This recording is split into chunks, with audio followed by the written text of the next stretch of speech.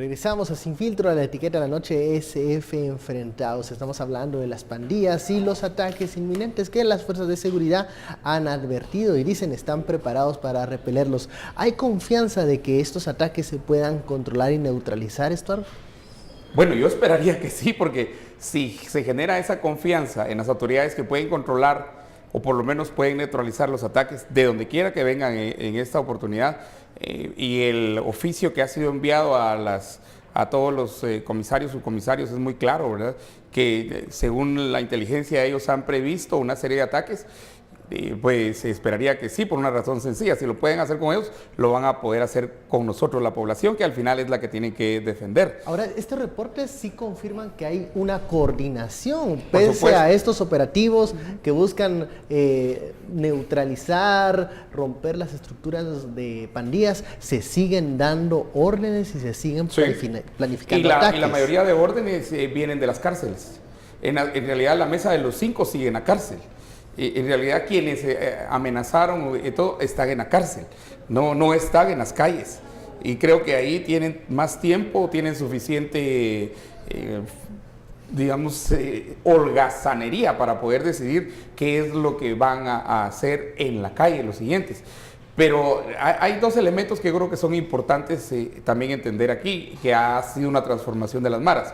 Primero, el liderazgo femenino, la cantidad de mujeres, mamás de las patojas, abuelas de las patojas que han sido utilizadas para el cobro o para cuentas o para que vayan a depositar extorsiones a las cuentas de ellos, y luego el dinero mismo.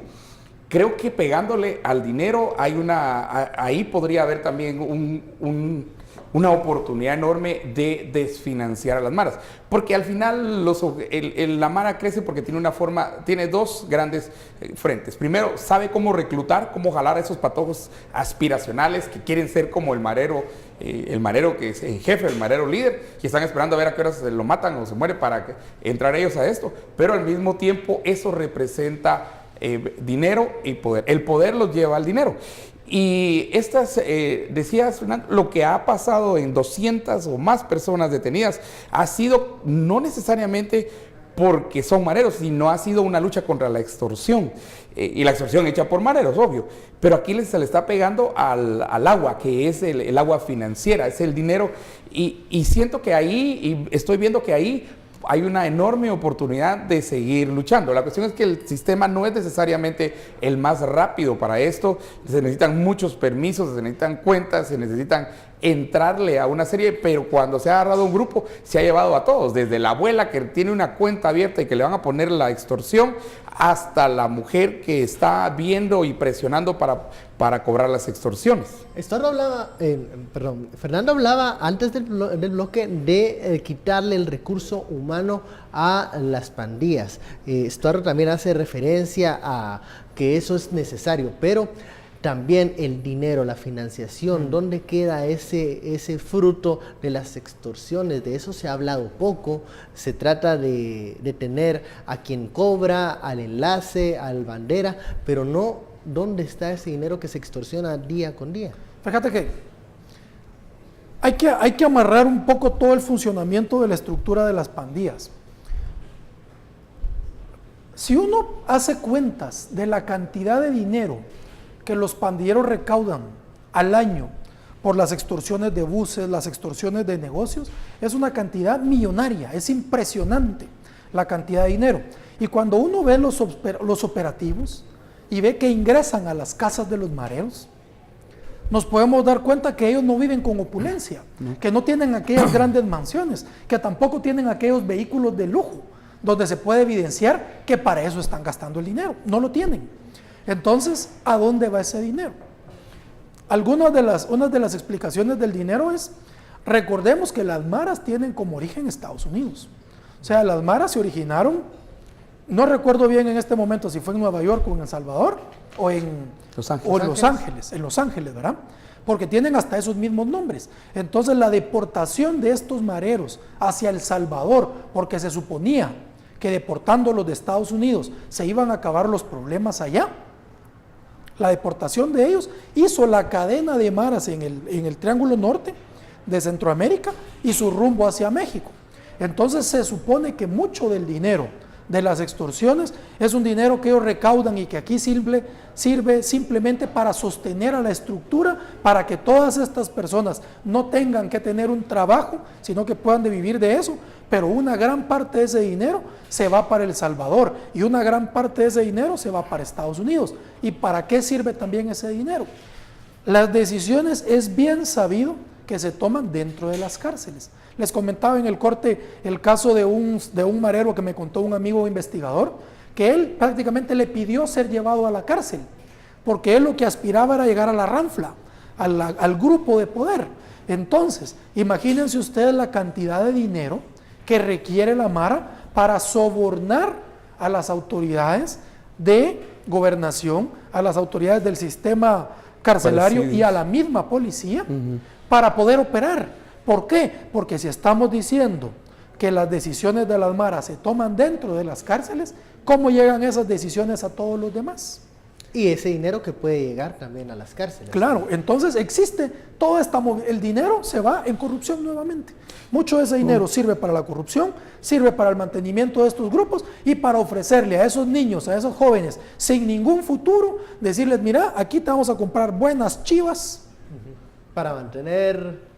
comprarles la pistola, mantenerles la comida y que ellos no necesariamente, acuérdense que necesitamos vehículos, motos para hacer todo ese tipo una de las quejas principales de las mamás, por ejemplo, de los gavioteros, que la mayoría en realidad son mareros, era la tristeza de ver a sus hijos, ese video clásico de bájate de ahí, bebé, bájate de ahí, baby, bájate de ahí, nene. En realidad, si uno sigue la oración, tiene consecuencias. Para muchas de estas mamás, y hay que decirlo, el hecho que su hijo esté en las gaviotas, el hecho que su hijo esté preso, se vuelve una especie de no productivo. De hecho, estos tienen también el aval, la bendición y la condonación y casi que el permiso de los papás para mantener, porque estos mareros se han convertido en una forma de manutención a las familias y esa parte no la hemos visto. La investigación no solo creo que la investigación, sobre todo en el área de investigación social, tendríamos que enfocar al sujeto, pero el sujeto es su contexto social, digamos, cuáles son todos sus soportes para poder estar y sobrevivir. Y una de las peticiones que tenían, por ejemplo, los mayores de edad, o los quienes cumplieron mayoría en las gaviotas, cometieron un crimen siendo menores de edad, llegaron a las gaviotas, pagaron por el crimen, si son mayores de 15 son 6 años, si son menores de 15 son 2 años, cualquier crimen, violación, extorsión, robo, descuartización, todos los crímenes que ellos puedan cometer, asesinato y todo, tiene que ver con la petición que a los que cumplieron mayoría de edad ahí, ellos mismos pedían ser pasados a las cárceles de adultos. Esa era la petición, aparte de la... Pero es una cuestión más de querer pertenecer a la estructura. Exacto, llegar ahí. Porque si recordamos, esta mesa de los 5, el liderazgo, y no permite, tiene un orden, y tiene un orden muy bien establecido, que quien cuestiona ese orden lo paga con su vida. El Arjona fue un caso clásico, de hecho al Arjona lo mataron precisamente porque dio órdenes fuera totalmente el permiso de esa mesa, y fue lo de la bomba en un bus, y entonces a él lo mataron y llegaron y dieron una conferencia, casi que una conferencia de prensa, y mostraron el cuerpo del otro.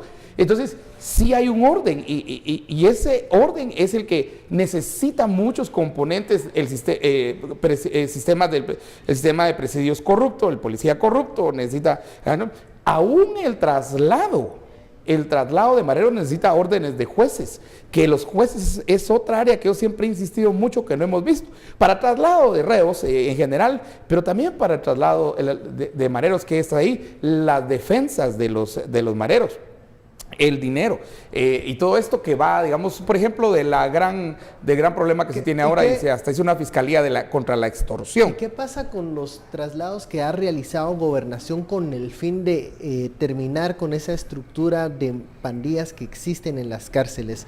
Aquella amenaza famosa del Smurf era... sí, para evitar ese traslado, pero si se siguen dando órdenes, es evidente que ese traslado no cumplió su función principal. ¿Qué es lo que está fallando ahí? ¿Se siguen redefiniendo en la cárcel a donde llegan? Yo creo, como les decía al principio, que la Mara es un fenómeno complejo, porque la Mara tiene la mayor capacidad de adaptabilidad posible. Entonces, una persona que llega al máximo nivel de liderazgo y reconocimiento dentro de una pandilla suele estar en la cárcel. Y lo que las autoridades han hecho al momento para evitar conflictos es dejar a las personas de los mismos grupos de maras en cárceles. ¿Qué quiero decir? A esta cárcel solo salvatruchas, o esta cárcel solo 18, o este sector para unos, o este sector para otros. Eso es a lo más que las autoridades han podido llegar. No se ha podido a desintegrar o a decir vamos a poner a cada uno de estos mareros en cárceles diferentes para evitar esa comunicación. Eso les resulta muy difícil porque no tenemos la infraestructura para hacerlo. Y además porque ellos siempre van a encontrar la forma de lograr esa comunicación o tener esos consejos de cárcel, donde se toman decisiones para las clicas que cada uno de ellos representa. Entonces, ¿qué es a lo más que ha aspirado la autoridad? A evitar a que se maten entre ellos. ¿Recuerdan ustedes cuántos casos han habido? Le exigimos a la policía, exigimos al sistema penitenciario que saque de esta cárcel a todos los mareros de tal mara, porque si no, cada 6 horas vamos a matar uno. Esa amenaza. Los amenazan que si no les permiten o esas mismas agrupaciones a ellos o la diferenciación entre maras, van a empezar a tener estos conflictos. Y esto no es una cosa que solo se dé acá. Entonces, pero cuando se hace la separación por pandillas no se está en ningún momento neutralizando, sino que incluso pareciera que la organización se perfecciona. Reagrupando, potencializando en alguna medida. Que es una forma muy deseada y muy buena de sobrevivir de las maras, reagruparse. El ejemplo claro y lamentable es el director, creo que era el alcaide de Escuintla, que saliendo en su tiempo de descanso, lo matan en el parque de Escuintla. Y luego el mensaje es, y vamos a seguir, y mirar lo que se puede hacer.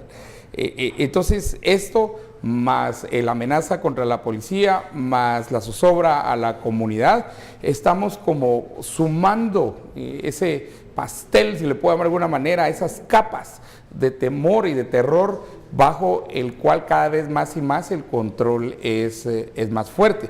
Y eso hay que tomarlo en cuenta. Y ahí regreso otra vez a mencionar que yo sé y hasta hemos visto que la policía sí tiene las capacidades para investigar, sí tiene las capacidades para poder, digamos, zambuirse, hacer buceo dentro de las comunidades. Tiene este sistema MOPSIC, por ejemplo, tiene otros, ¿verdad? Pero tiene sistemas de inteligencia que yo creo que son muy interesantes.